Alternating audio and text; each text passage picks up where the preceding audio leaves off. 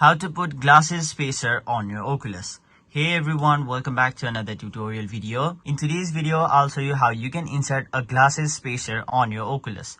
So, if you are a glasses user just like me and you wear spectacles, if you try to wear the Oculus, you will have difficulty wearing the Oculus as your spectacles or your glasses will touch the Oculus lens, which are these right over here.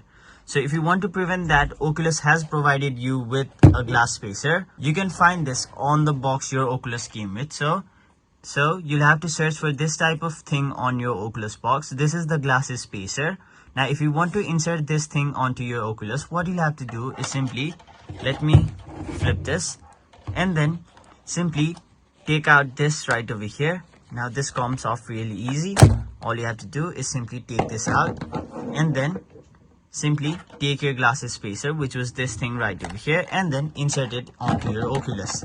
Now be careful and don't use too much pressure as this may break this thing. And once you've inserted your glasses spacer, simply insert this thing back on. Now again, be careful while inserting these things onto your Oculus as they might get damaged and ultimately damage your Oculus as well.